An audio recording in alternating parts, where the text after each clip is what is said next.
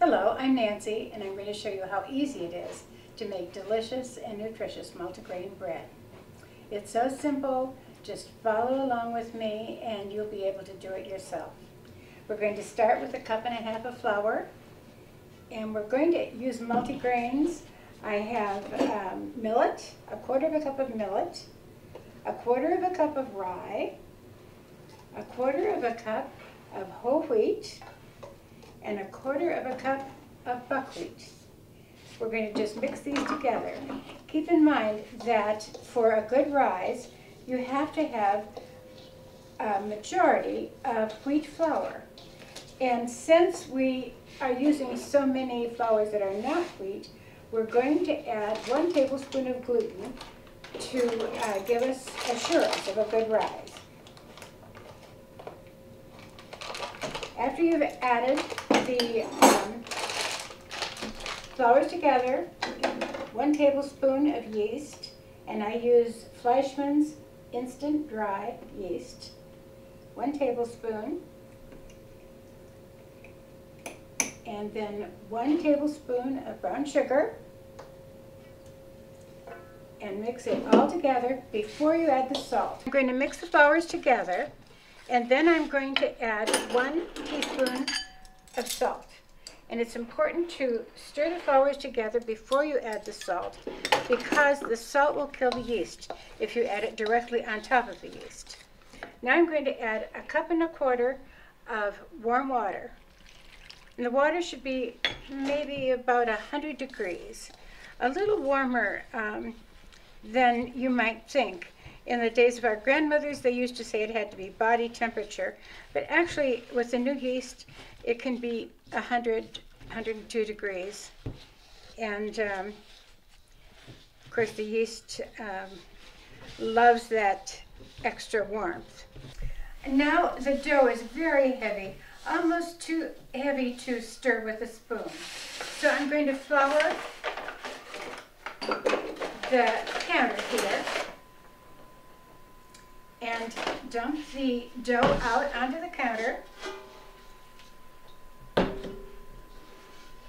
going to flour my hands.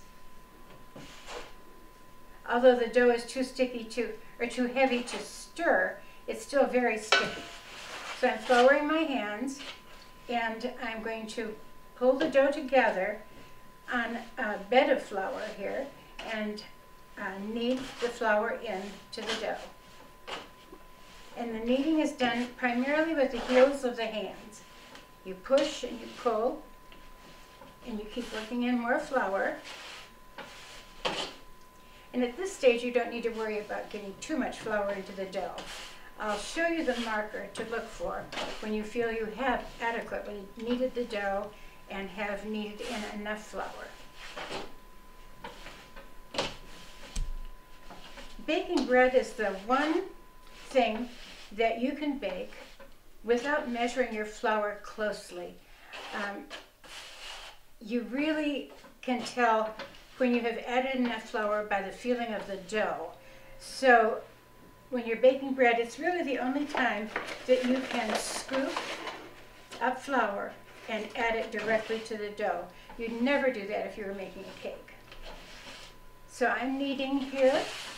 If you have a mixer with a heavy-duty motor, you can mix your bread using the dough hook. But you do need to know what to look for so that you stop adding flour at the correct time.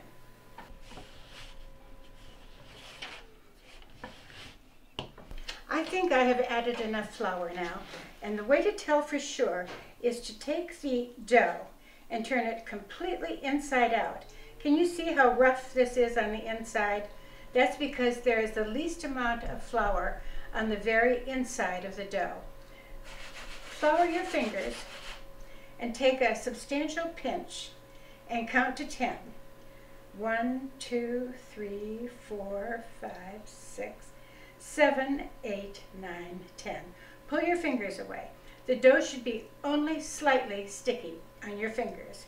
And if that is the case, then you have added enough flour. Now I'm going to show you how to tell if you've kneaded it adequately. Take a piece of dough and with your index finger and thumb, thin it. It should be very pliable, and thin it to a very thin membrane of dough. Hold it up to the light, and if you can see light through some of the spots in the dough, that is the gluten window, and you know you have kneaded your dough adequately. Now we're going to set this dough to rise, and what I'm going to do is I'm going to spray the inside of a plastic bag with baking spray.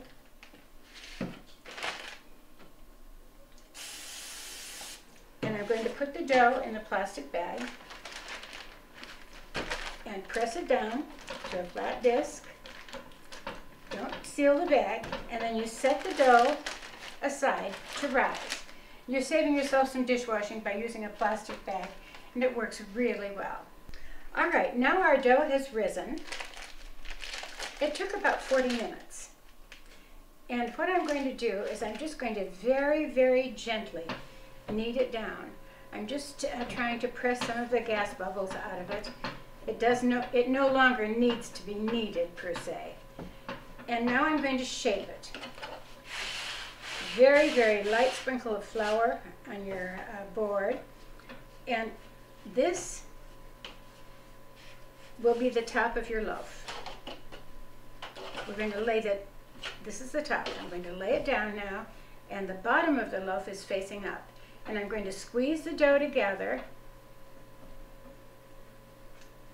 to make an attractive looking loaf. And this is going to be a hearth loaf. It won't be baked in a pan. It will be baked on a baking sheet. All right, here's your multigrain loaf.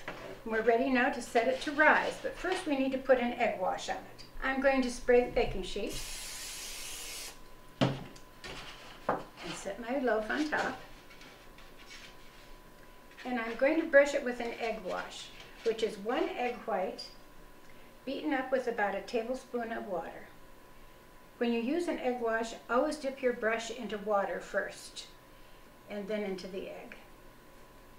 So I'm brushing it all over with the egg wash. This will give us a nice shiny surface. And then I'm going to slash so that we'll get an even rise. And cut about 1/4 of an inch into the dough and cut down into the sides. So you'll have an attractive loaf when it's baked. All right, we're going to set this aside now to rise, and it'll probably take only about 30 minutes. All right, I'm taking this out of the oven now, and I'm going to show you a very important part of bread baking, and that is to test the temperature of your bread when you take it out of the oven. You turn it over, and you use an instant read thermometer, and you pierce it into the middle of the middle. And bread is done when the internal temperature is 180 degrees. It's perfect, a perfect loaf. Let me show you how beautiful it is. It's a perfect and beautiful loaf of multigrain bread. Now it needs to cool before it's sliced and eaten. This is Easy Baking with Nancy. Come back next week and we'll bake easy potato scallion bread that is so delicious and so easy to make.